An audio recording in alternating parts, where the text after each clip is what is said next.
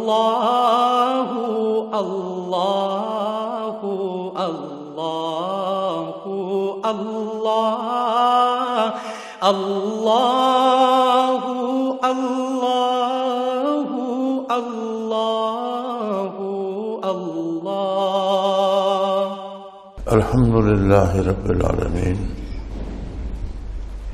والصلاة والسلام علی حبیبہ محمد وآلہ وصحبہ اجمعین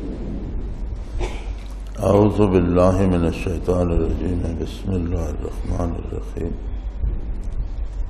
انا عرضنا الامانة علی السماوات والارض والجبال فابین ان یحملناها واشفقن منها وحملها الانسان انه كان ظلوما جهولا اللهم سبحانك لا علم لنا الا ما علمتنا انك انت العليم الحكيم مولاي صل وسلم دائما ابدا على حبيبك خير الخلق كلهم.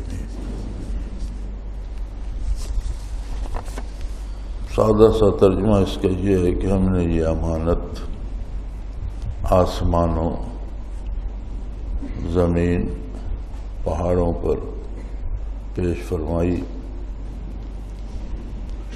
فابین ان یحملناها، انہوں نے معذرت کر لی کہ بار الہ یہ ہمارے بس کا کام نہیں ہے. واشفقن منها، اور اس سے خوف زدہ ہو گئے. وحملها الانسان، انسان نے وہ امانت قبول کر لی. انہ کان ظلوما جہولا، انسان یقیناً اپنے مزاج میں غلط کار بھی ہے اور بے علم بھی.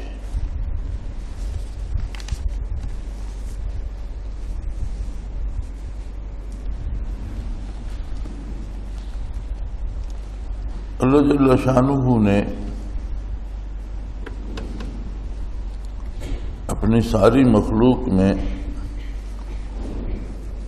صرف انسان کو یہ استعداد دے کر پیدا فرمایا ہے کہ وہ معرفت الہی کا بار امانت جو ہے اٹھا سکے. لیکن وہ بے نیاز ہے. وہ فرماتا ہے میں نے ساری مخلوق پہ یہ بار گراں پیش کیا کہ کسی میں جرأت ہے تو اسے اٹھائے.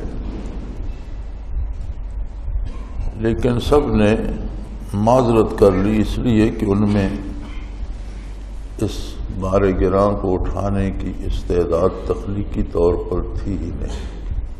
تو اس سے ڈر گئے کہ یہ بات ہمارے بس سے باہر ہے. وحملها الانسان، انسان نے قبول کر لی. اس لیے کہ انسان پیدا ہی اس کے لیے کیا گیا تھا. مالک ہے، بے نیاز ہے. آسمانوں سے مراد آسمان اور آسمانوں کی ساری مخلوق اور ملائکہ ہے. زمین سے زمین کی دیگر ساری مخلوق مراد ہے. تو اللہ کی مخلوق جو آسمان و زمینوں میں ہے وہ سب اس سے لرز گئے. یہ وہی سوال تھا جو کل ہمارے بیان میں تھا کہ اللہ کون ہے، اللہ کہاں ہے، اللہ کیسا ہے، اس کی ذات کیسی ہے، اس کی صفات کیسی ہے.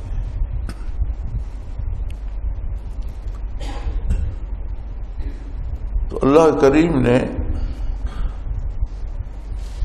انسان کو جب یہ استعداد بخشی تو اس میں ایک خصوصیت خاص طور پر اور بھی رکھی کہ وہ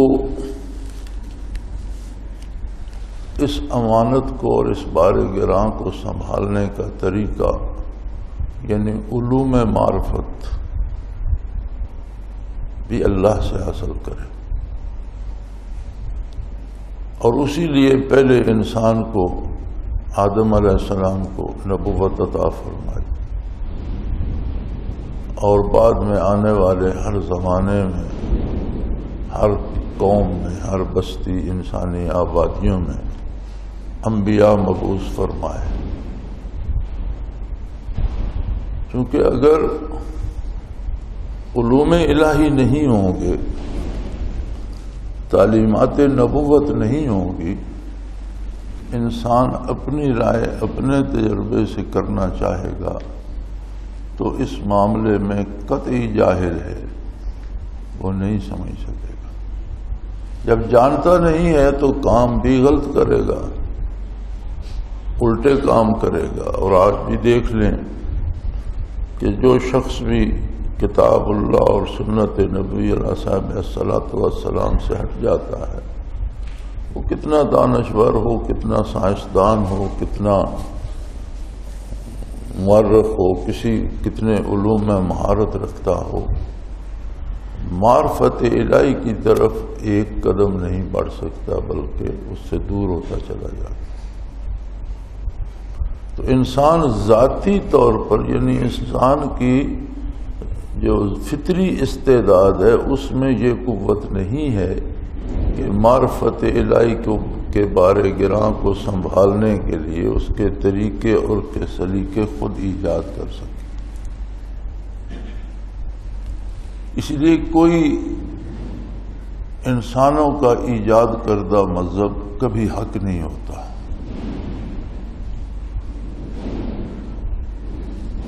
مذہب کا معنی ہی طریقہ اور سلیقہ اور رویہ ہوتا ہے، ذہب یذہب سے گزرنے کا راستہ، یعنی عمر گزارنے کا طریقہ، سلیقہ۔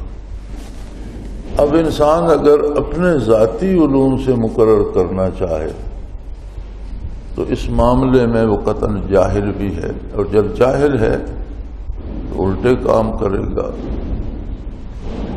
ظلوماً غلط کار ہے۔ ظلم ہوتا ہے کسی کام کو غلط طریقے سے کرنا۔ عربی لغت میں اس کا ترجمہ کرتے ہیں وضع الشیء فی غیر محلہ، کسی چیز کو ایسی جگہ رکھنا جو اس کا مقام نہ ہو، یعنی غلط کام کرنا۔ تو انسان بنیادی طور پر غلطیاں کرتا ہے اس لیے کہ وہ جاہل ہے، یعنی ان رموز سے آشنا نہیں ہے۔ اس نے چونکہ اس میں استعداد تھی تو اس نے حامی تو بھر لی کہ میں اس بارے گراں کو اٹھاؤں گا۔ اب اسے سنبھالنے کے لیے اسے علوم الہیہ کی ضرورت تھی، ذاتی طور پر اس کے پاس وہ علوم نہیں تھے۔ اور اگر انسان کو ہر ایک کو علوم عطا کر دیے جاتے تو ان کی تعبیریں مختلف کرتا، اور ہر بندے کا ایک الگ مذہب ہوتا ہے، ایک الگ طریقہ ہوتا ہے، ایک الگ راستہ ہوتا ہے۔ پھر ہر بندے میں وہ استعداد نہیں ہو سکتی کہ وہ براہ راست اللہ سے علوم حاصل کرے، لہذا اس کے لیے تخلیقی طور پر ہی انبیاء کو بحیثیت نبی پیدا فرمایا گیا۔ وہ تزکیہ، وہ طہارت، وہ لطافت جو کلام الہی کو وصول کرنے کے لیے، اللہ سے علم حاصل کرنے کے لیے جس طہارت کی، پاکیزگی کی، جس لطافت کی ضرورت تھی، وہ تخلیقی طور پر ان کے وجود حیالی میں پیدا کر دی گئی۔ لہذا ہر دور میں انسان کی ضرورت رہی کہ وہ انبیاء علیہ السلام سے علوم سیکھے اور اس کے مطابق زندگی بسر کرے تو حق امانت ادا ہوگا۔ کیونکہ ذاتی طور پر کسی کو اپنے علم پر ناز ہو کہ وہ بڑا محقق ہے، بڑا سائنسدان ہے، وہ بڑا طبیب ہے، بڑا اچھا ڈاکٹر ہے، تاریخ میں بڑا ماہر ہے، فلسفے میں بڑا ماہر ہے، مختلف بے شمار علوم ہیں، ان علوم میں وہ بہت بلند پایا رکھتا ہے۔ اس سب کے باوجود علوم معرفت میں وہ جاہل ہے جب تک وہ اللہ کے نبی اور رسول سے نہیں سیکھتا۔ یہ ساری چیزیں مادی دنیا سے فوائد حاصل کرنے کے لیے تو ہیں. ایک غیر مسلم بھی، ایک کافر بھی بہت اچھی مشین ایجاد کر سکتا ہے، گھڑی بنا سکتا ہے، ریڈیو بنا سکتا ہے، موبائل فون بنا سکتا ہے. یعنی دنیا کی چیزوں کو استعمال کرنا، یہ مادی چیزیں انسان کے مادی دماغ کی زد میں ہیں. جتنی جتنی کسی کو استعداد ہے یا جتنا وہ اپنے دماغ کو ریتتا ہے، خرچ کرتا ہے، اس کی نشو و نما کرتا ہے، مختلف علوم سیکھتا ہے، تو مادی علوم سیکھنے میں کوئی پابندی نہیں ہے، چونکہ یہ فطری طور پر انسانی ذہن میں اللہ نے سمو دیے، وہ ایک دوسرے سے سیکھ لیتا ہے. علوم معرفت جو ہیں ان کے معاملے میں سارے انسان اول و آخر سب جاہل ہیں، الا یہ کہ اللہ انہیں وہ علم عطا کرے. اور اللہ عطا فرماتا ہے انبیاء علیہ السلام کو، اور دوسرے انسان وہ علم اپنے نبی سے سیکھتے ہیں. تو جو شخص اللہ کے رسول صلی اللہ علیہ وآلہ وسلم سے طریقے حیات سیکھتا ہے، طریقے معرفت سیکھتا ہے، طرز عبادت سیکھتا ہے، عقائد سیکھتا ہے، اعمال سیکھتا ہے، وہ اس ظلم اور جہالت کی زد سے نکل جاتا ہے اور اللہ کا مقرب ہو جاتا ہے، سیدھے راستے پہ آ جاتا ہے. وہ غلط کار نہیں ہوتا، وہ جاہل نہیں رہتا، وہ عالم ہو جاتا ہے.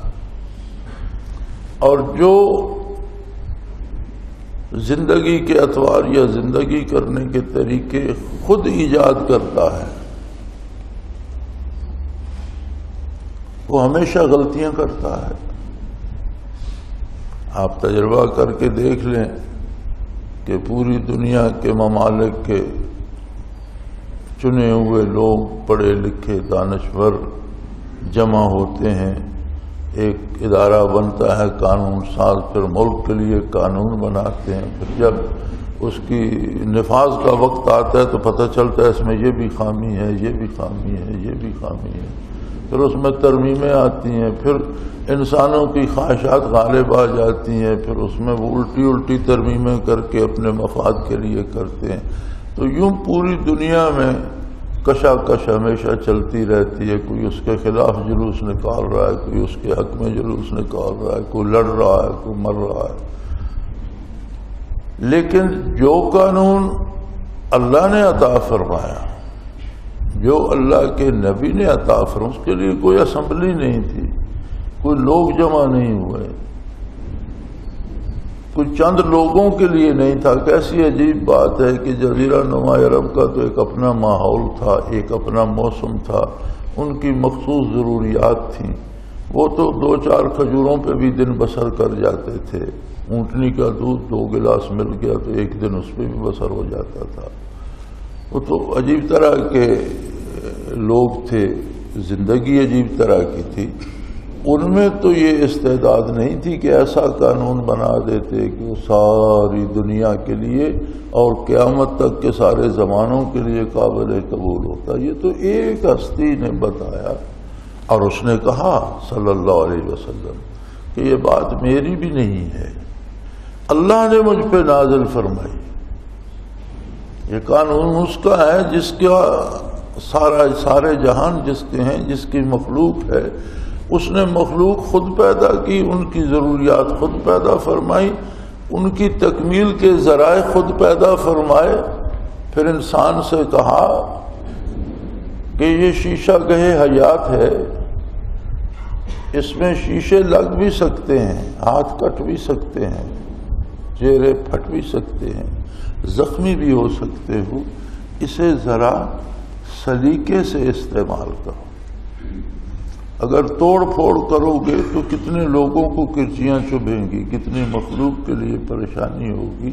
تو اس کارگہ حیات میں طریقہ، سلیقہ اور راستہ اس نے بنا دیا جو اس کارگہ حیات کا خالق اور مالک ہے. اور کیسا عجیب طریقہ ہے کہ 14 صدیاں بیت گئیں کسی حکم میں کسی ترمیم کی کوئی ضرورت نہیں، اور روئے زمین پہ قابل عمل ہے، اور الحمدللہ روئے زمین پہ مسلمان موجود ہیں، ہر ملک میں، ہر موسم میں، ہر جگہ اللہ کی عبادت بھی کرتے ہیں، حلال کھاتے بھی ہیں، اور نکاح طلاق اور زندگی کے سارے مسائل، کہیں کوئی رکاوٹ پیدا نہیں ہوتی، یعنی زندگی کا ہر مسئلہ دین کے مطابق ہر جگہ پر، ہر قوم میں لوگوں کے چہرے مختلف ہیں، رنگ مختلف ہیں، قد کاٹ مختلف ہیں، عادتیں مختلف ہیں، مزاج مختلف ہیں، زبانیں مختلف ہیں، غذا مختلف ہے، اور بالکل ایک دوسرے کے الٹ ہوتے ہیں۔ اب ہمارے ساتھ بنگال تھا، مشرقی پاکستان، تو ہم نے دیکھا کہ ہمارے ہاں کوئی بیمار ہو جائے تو ہم کہتے ہیں اسے آج ہلکی غذا دو، اسے چاول ابال کر دے دو۔ ان کے ہاں کسی کو بخار ہو جائے تو وہ کہتے ہیں اسے آج گندم کا پھلکا دے دو، اسے آج چاول نہ دو۔ یہ کتنا عجیب تضاد ہے کہ ہمارے ہاں کسی کو بخار ہو جائے تو ہم کہتے ہیں اسے آج گندم کی روٹی نہ دو، یہ جلدی ہضم نہیں ہوتی، اسے آج چاول ابال کر دے دو۔ ان کے ہاں کسی کو بخار ہو جاتا تو کہتے تھے آج اسے چاول نہ دو، اسے گندم کا پھلکا بنا دو۔ اس سب کے باوجود کلمہ ایک، اذان ایک، نماز ایک، حلال حرام ایک، نکاح طلاق، اس میں تو کوئی وہ نہیں آتا، کوئی مشکل پیش نہیں آتی۔ بڑی بحثیں ہوتی ہیں کہ مشرقی پاکستان الگ کیوں ہوا، کوئی کہتا ہے ہندوؤں کی سازش تھی، کوئی کہتا ہے فلاں کی تھی، کوئی کہتا ہے پیپلز پارٹی نے کر دیا، کوئی کہتا ہے جماعت اسلامی نے خرابی کی، لیکن اصل حقیقت یہ ہے کہ مسلمانوں کو اکٹھا رکھنے والی طاقت، جسے بائنڈنگ فورس کہتے ہیں، وہ ہے دین۔ اسلام وہ طاقت ہے جو ہم سب کو یکجا رکھتی ہے۔ تو جب نصف صدی ملک میں جو اسلام کے نام پر حاصل کیا گیا تھا، اس میں وہی انگریز کا کالونیل سسٹم اور غلامانہ نظام رہا، اور اسلام کی طرف کوئی مائل نہ ہوا، تو پھر لوگوں کو کیا ضرورت تھی یکجا رہنے کی کہ 1000 میل دور سے وہ ہمارے ساتھ الگ ہو گئے۔ اور اب جو ہماری خانہ جنگی اور دہشت گردی ہو رہی ہے، اس کا بنیادی سبب بھی یہی ہے کہ انگریز نے ایک نظام بنایا تھا، جس ملک کو اس نے فتح کیا تھا ان لوگوں کو غلام بنایا، اور ایک کالونیل سسٹم، ایک غلامانہ نظام ترتیب دیا، نظام تعلیم سے لے کر عدلیہ تک، نظام سلطنت تک، باقی سارے شعبوں میں اس نے ایک ایسا نظام بنایا جس کا بنیادی نقطہ یہ تھا کہ ساری مشقت غلام کریں گے اور سارا پھل حکمرانوں کو جائے گا۔ محنت غلاموں کی ہوگی، جو کچھ حاصل ہوگا وہ مالک کا ہوگا۔ 61 برس ہو گئے، بڑے نعرے لگتے ہیں ہم آزاد ہو گئے، یوم آزادی مناؤ اور یہ کرو وہ کرو۔ کہاں آزاد ہو گئے؟ وہی انگریز کا بنایا ہوا غلامانہ نظام ہے۔ ہم غلام ہیں انگریزوں کی بجائے، ملک کے چند لوگ اوپر، چند خاندان آ گئے، وہ موج کر رہے ہیں۔ ان کے کتے بھی بسکٹ کھاتے ہیں، بلکہ گھٹیا بسکٹ تو نہیں کھاتے، اچھی قسم کے کھاتے ہیں، گھٹیا تو چھوڑ دیتے ہیں۔ اور ہمارے ہاں انسانوں کو بھی گھونٹ پانی کا نہیں ملتا۔ انگریز کے زمانے میں برِ صغیر میں انگریز سے کوئی جرم ہوتا تھا تو اس کے خلاف شکایت برطانیہ میں درج ہوتی تھی، اور برطانوی عدالتوں میں اس پر مقدمہ چلایا جاتا۔ اتنے ہزاروں میل دور کیوں؟ وہ کہتے تھے یہاں قانون غلاموں کے لیے ہے، یہ عدالتیں غلاموں کے ساتھ سلوک کرتی ہیں، یہ آزاد ملک کا شہری ہے، اس کا مقدمہ آزاد ملک میں چلے گا۔ تو اب تک ہم پر وہی جور و جفا اور ظلم و ستم چل رہا ہے۔ کچھ لوگ گھبرا کر اس کے خلاف اٹھ کھڑے ہوتے ہیں، ان کا اٹھ کھڑے ہونے کا انداز نامناسب صحیح، جاہلانہ صحیح، ان کا بندوق اٹھانا ناروا صحیح، لیکن کوئی اس کے سبب کو نہیں تلاش کرتا کہ لوگ کیوں بندوق اٹھا کے کھڑے ہو جاتے ہیں، کیوں ایک دوسرے کو قتل کرنے کے در پہ ہے۔ اس کی بنیاد یہی غلامانہ نظام ہے، اور اس کی جگہ اگر اب بات آ گئی نا کہ انہو کانا ظلومن جہولا، یہ ظالم بھی ہے اور جاہل بھی ہے، ظلم بھی کرتا ہے اور بات کو سمجھتا بھی نہیں، سمجھنا چاہتا بھی نہیں۔ جاہل وہ ہوتا ہے جو سمجھنا چاہتا بھی نہیں۔ تو کیا ہمارے ہاں ہمارے ارباب بستوں کو شاید اس بات کو سمجھنے پہ آمادہ ہیں، یا جو کچھ کر رہے ہیں کیا وہ حق ہے؟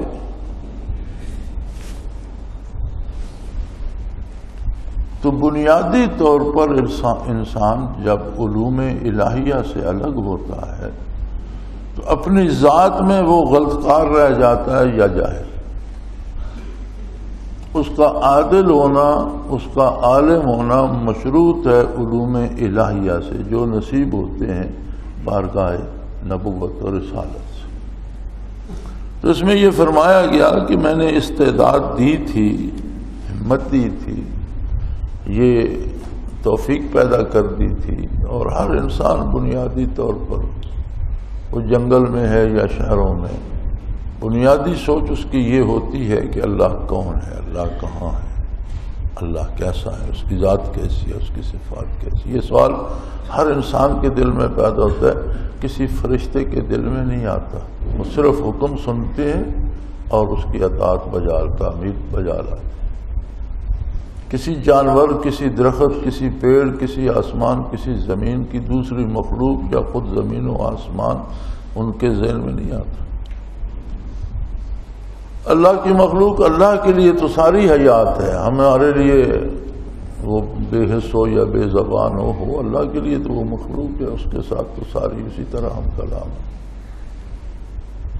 انسان کے ذہن میں آتا ہے کہ تخلیقی طور پر اس میں وہ استعداد ہے اور معرفت الہی کو پا لیتا۔ اس دار دنیا میں ان مادی آنکھوں میں وہ قوت نہیں ہے کہ دیدار باری کر سکیں، ان کانوں میں، اس سماعت میں وہ جرأت نہیں ہے کہ کلام الہی سن سکیں۔ محتاج ہیں سارے اس ہستی کے جسے نور نبوت عطا ہوا ہے۔ لیکن آخرت میں تمام ان لوگوں میں جن کی نجات ہوگی یہ استعداد ہوگی کہ دیدار باری بھی کر سکیں، کلام باری بھی سن سکیں۔ جنت میں اللہ سے ہم کلام بھی ہوں گے، اللہ کا دیدار بھی کریں گے، کیونکہ تخلیقی طور پر تو استعداد اس میں موجود ہے۔ اگر اس دنیا میں اس نے ضائع کر دی تو وہاں اندھا ہوگا۔ تو لوگ کہیں گے لما حشرتنی اعمی وقد کنت بصیرا، اللہ تو نے تو میری بینائی چھین لی، دنیا میں تو میری بینائی ٹھیک تھی۔ تو شال ہوگا ہم نے نہیں چھینی، تم دنیا میں اس پر ظلم اور جور و جفا اور کفر و شرک کی غلاظتیں تھوپتے رہے تو بینائی ختم ہو گئی۔ تم نے ضائع کر دی، ہم نے نہیں چھینی، ہے تمہارے اپنے کرتوت ہیں۔ تو اندھا پن یہی ہوگا کہ دوزخ تو انہیں نظر آ رہا ہوگا، عذاب تو نظر آ رہے ہوں گے، دوزخ کی اذیتیں تو محسوس کر رہے ہوں گے، اس معاملے میں اندھے ہوں گے کہ اللہ کا دیدار کر سکیں یا اللہ کی نعمتوں کو دیکھ سکیں۔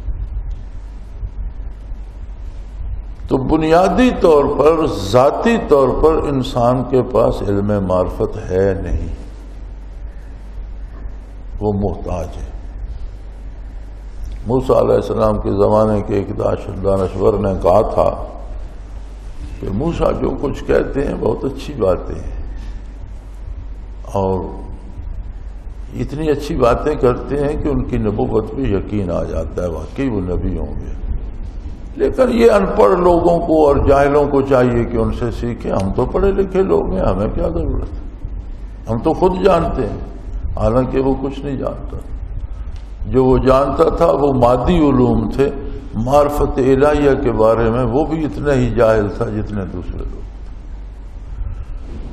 تو تعلیمات نبوت کی ضرورت اتنی ہی ہے انسان کو جتنی اسے آکسیجن کی ضرورت ہے، جتنی دل کی دھڑکن کی ضرورت ہے۔ اگر ادھر سے آنکھ بند کر لے گا تو پھر بے شمار دنیاوی علوم کا ماہر بھی ہو وہ جاہل ہے، اور جب جاہل ہے تو الٹے کام ہی کرے گا۔ اب آپ اپنے ارباب بست و کشاد کا کردار دیکھ لیں اور کسی عام شہری سے پوچھ لیں جس کا کوئی سیاست یا سیاسی جماعت سے تعلق نہیں، وہ بھی چیخ رہا ہوگا جی ظلم کر رہے ہیں۔ اور یہ صرف ارباب بست و کشاد بھی نہیں، آپ نیچے تک چلیں، ایک عام آدمی کا بیہیویئر اور اس کا سلوک دیکھ لیں، چھوٹی سی چیز چوری کر لے گا،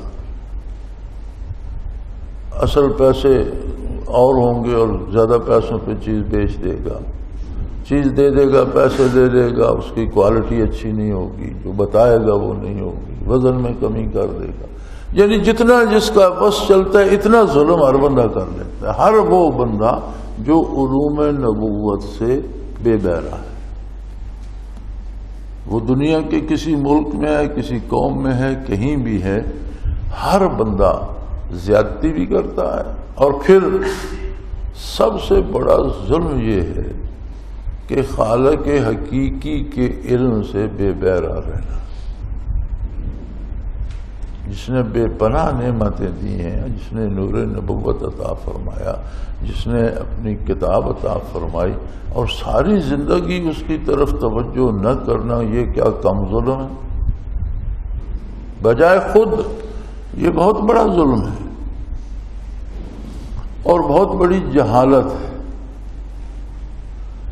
اس کی تعبیر میں لوگوں نے بہت سی باتیں ارشاد فرمائیں، بہت سی تعبیریں دیں، لیکن ایک عام فہم، ایک عام آدمی کے سمجھنے کے لیے اسے سلیس کر کے کہا جائے تو جو میں نے عرض کیا یہی اس کا مفہوم بنتا ہے۔ جو اہل علم کی باتیں ہیں وہ شاید ہماری سمجھ سے بالا تر ہیں، وہ کیا کیا تعبیریں کرتی ہیں وہ ان کی علمی استعداد ہے، اور عام آدمی کی سمجھ سے بالا تر، اس کی اصطلاحات ہی اتنی مشکل ہوتی ہیں عربی فارسی کی کہ وہ سمجھ نہیں آتی۔ اصل سادہ سی بات یہ ہے کہ اللہ کریم نے یہ بار گراں کہ مجھے جانو میں کون ہوں، میں کیسا ہوں۔ حدیث قدسی ہے نا کہ اللہ کریم نے فرمایا کنت کنزا مخفیا، میری ذات تو ازل سے موجود تھی، پھر میں نے مخلوق بنائی، بے شمار مخلوق بھی پیدا کی، لیکن کوئی مجھے نہیں جانتا، سب حکم کے پابند تھے، حاکم کی طرف کسی کی نگاہ نہیں اٹھتی، میں ایک خفیہ خزانہ تھا، کنزا مخفی۔ فآببت ان اعرف، مجھے یہ بات پسند آئی کہ کوئی تو میرا جاننے والا بھی ہونا چاہیے، اتنی ساری مخلوق میں میری طرف نگاہ اٹھانے کی جرت کسی میں نہیں ہے، کوئی مجھے جانے، کوئی مجھے پہچانے، پھر کوئی مجھے جب پہچانے گا تو پھر وہ میرے لیے بے قرار ہوگا، میرے لیے تڑپے گا، میرے دروازے پہ روئے گا، مجھے دیکھنا چاہے گا، مجھے سننا چاہے گا۔ تو یہ بات مجھے بڑی اچھی لگی کہ کوئی تو میرے لیے بھی بے قرار ہو۔ فآببت ان اعرف، مجھے یہ بات پسند آئی کہ کوئی مجھے جانے بھی صحیح پہچان، کوئی ایک مخلوق تو ایسی ہو جو میری ذات کو پانے کے لیے بے قرار ہو جائے۔ فخلقت الخلق، تو میں نے یہ مخلوق انسان پیدا کر دیا۔ تو مقصد تخلیقی انسانیت کا یہ ہے کہ وہ معرفت باری حاصل کرے۔ اب ذاتی طور پر اس کے حصول کا کیا طریقہ ہے، اللہ کون ہے، اللہ کیسا ہے، اللہ کی صفات اور ذات کیا ہے، یہ تخلیقی طور پر اس کے پاس نہیں ہے۔ ہاں حاصل کر سکتا ہے، اس لیے کہ یہ بتانا کہ میں کون ہوں کیسا ہوں یہ اللہ ہی کا کام ہے، مخلوق اسے ڈسکرائب نہیں کر سکتی، مخلوق جتنا بھی کہے گی دائرہ تخلیق کے اندر ہوگا، اور وہ خالق ہے، وہ دائرہ تخلیق سے باہر ہے۔ دائرہ تخلیق کے اندر تو جو بھی سما جائے گا وہ مخلوق ہوگا، وہ خالق، لہذا مخلوق اس کی ذات کے بارے رائے نہیں دے سکتی، صفات کے بارے رائے نہیں دے سکتی، وہ خود ہی بتا سکتا ہے، اور خود جسے بتائے گا اس میں اس درجے کی لطافت، پاکیزگی، اس درجے کی وہ نظافت ہوگی جو فرشتوں میں بھی نہیں ہوگی، ورنہ فرشتوں سے بھی کلام الہی ہوتا، فرشتوں کو بھی دیدار باری ہوتا، فرشتوں سے بڑھ کر اس میں فرشتوں کا رئیس سردار جبریل امین تو کہہ دے گا سدرۃ المنتہا پہ پہنچ کر کہ یا رسول اللہ میری حد آ گئی، اس سے آگے میں نظر بھی نہیں دوڑا سکتا، اگر یکسر منہ برتر پرم فروغ تجلی بصورت پرم، میں اس سے سر منہ آگے بڑھوں تجلیات باری میں جل کر خاک ہو جاؤں، اس سے آگے میری قوت برداشت نہیں ہے۔ اور وہ خیر البشر محمد الرسول اللہ صلی اللہ علیہ وسلم ہی تھے جو نہ جانے کتنا آگے تشریف لے کے جہاں تک رب نے چاہا۔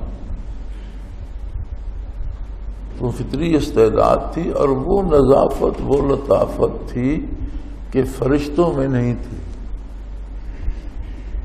یہ خاصہ اللہ نے انبیاء کو دیا، اور انبیاء نے ساری زندگی لوگوں کو یہ نعمت پہنچانے پہ اور دعوت دینے پہ صرف کر دی۔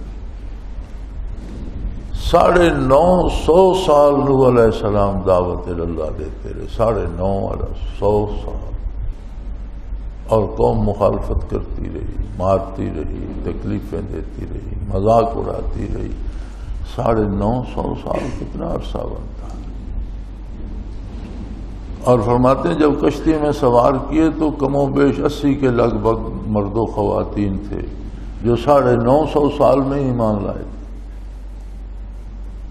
لیکن انہوں نے حوصلہ نہیں ہارا، تھکے نہیں، اپنے کام سے پیچھے نہیں ہٹے۔ اسی طرح نبی کریم صلی اللہ علیہ وسلم فرماتے ہیں کہ کسی نبی پر اتنی تکلیفیں نہیں آئیں جتنی مجھے پیش آئیں۔ کوئی نبی آپ کی شان کا بھی تو نہیں تھا، کسی نبی کے سامنے اتنی وسیع دعوت بھی نہیں تھی کہ روئے زمین کی ساری انسانیت کو دعوت دے، تو جتنا بڑا کام ہوگا اتنا ہی بڑا اس کا سیٹ بیک بھی آئے گا۔ لیکن آپ صلی اللہ علیہ وسلم پوری حیات دنیاوی مبارکہ وہ اپنا کام کرتے رہے، لوگوں میں علوم تقسیم کرتے رہے، دعوت دیتے رہے، ہر کافر و مشرک کو بھی پکارتے رہے کہ توبہ کرو اور واپس آ جاؤ، اور جو آیا اسے گلے لگاتے رہے۔ تو بنیادی طور پر معرفت الہی کا بوجھ تو انسان نے اٹھا لیا، اور اللہ بے نیاز ہے، وہ جانتا ہے کس نے کیا کرنا ہے، اس کے باوجود اس نے مہلت دی، کرامن کاتبین مقرر کیے کہ ان کے اعمال لکھتے رہو، قیامت کو پیش کر کے وہ بندے کو موقع دے گا کہ بتا یہ تو نے کیوں کیا، کیا جواز ہے تیرے پاس، کیا دلیل۔ یہ سب کچھ نہ کرے تو بھی وہ جانتا ہے، لیکن بندوں پر حجت قائم کرنے کے لیے اس نے یہ نظام بنا دیا۔ وہ جانتا تھا کہ زمین و آسمان میں جو دوسری مخلوق ہے میں نے اسے استعداد ہی نہیں دی تو اٹھائے گی کیسے، لیکن ان پر پیش کیا کہ فرد حشر یہ نہ کہیں کہ یا اللہ تو نے اس مخلوق کو دے دیا، اس نے اس کی قدر ہی نہیں کی، ہمیں دیا ہوتا تو ہم اس کی قدر کرتے۔ اب حشر میں یہ تو نہیں کہہ سکے، ارشاد ہو کہ ہم نے سب پر پیش کیا کہ کسی میں جرات ہے تو سنبھالو، سب نے معذرت کر لی، انسان نے سینے سے لگا لیا کہ جی میں اٹھاؤں گا، اور ذاتی طور پر وہ اسے کام کرنے کا سلیقہ بھی نہیں آتا، ظالم بھی ہے اور علم بھی نہیں ہے اس کے پاس، جاہل بھی ہے۔ جب اوارے امانت اٹھا لیا تو اب اسے چاہیے کہ اس کو سنبھالنے کا سلیقہ اللہ سے سیکھے۔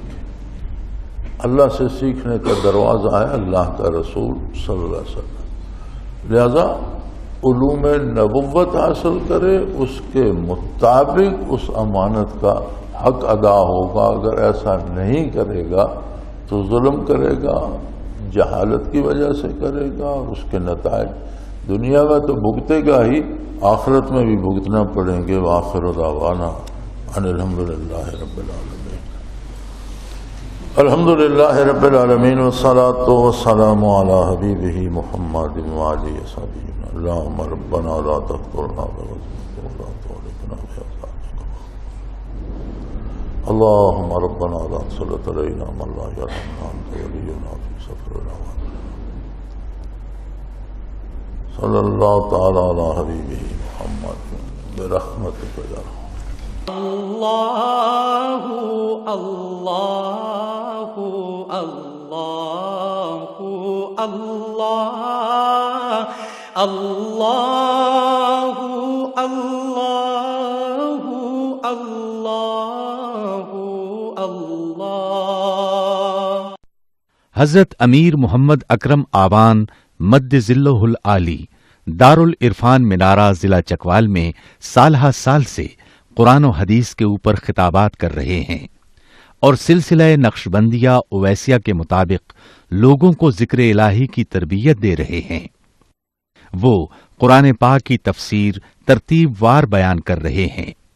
تفسیر قرآن کو وہ موجودہ ملکی اور بین الاقوامی حالات کے مطابق بیان کرتے ہیں۔ موٹر وے سے کلر کہار کے انٹرچینج سے نکلتے ہوئے کلر کہار کی جھیل سے ہوتے ہوئے میانی، بوچھال اور نور پور سے گزرتے ہوئے دارالعرفان منارہ پہنچ سکتے ہیں۔ حضرت امیر محمد اکرم آوان نے بچیوں اور بچوں کی دینی اور دنیاوی تعلیم کے لیے سقارہ اکیڈمی کے نام سے ایک درسگاہ بھی قائم کی ہے، جس کا افتتاح ملک پاکستان کے صدر جنرل محمد ضیاء الحق نے اپنے دست مبارک سے کیا تھا۔ وہ تمام احباب جو اسلام کی طلب رکھتے ہیں ان سے گزارش ہے کہ دارالعرفان منارہ ضلع چکوال میں امیر محمد اکرم آوان صاحب کے خطابات سے مستفید ہوں۔ وہ ہر جمعے کو نماز سے پہلے بیان فرماتے ہیں۔ ہر ماہ کی پہلی اتوار کو ماہانہ اجتماع ہوتا ہے جس میں آپ خصوصی خطاب فرماتے ہیں اور پاکستان کے چاروں صوبوں سے احباب اس اجتماع میں شرکت کرتے ہیں۔ اس کے علاوہ یہاں سال میں 2 مرکزی اجتماعات بھی ہوتے ہیں، ایک رمضان المبارک میں اعتکاف کا اجتماع اور دوسرا جولائی اور اگست میں 40 دن کا اجتماع ہوتا ہے جس میں روحانی تربیت کی جاتی ہے۔ اپنا خون سیماب دے کر اتنا ہم کر جائیں گے، نام آقا کا چمن میں پھر رقم کر جائیں گے۔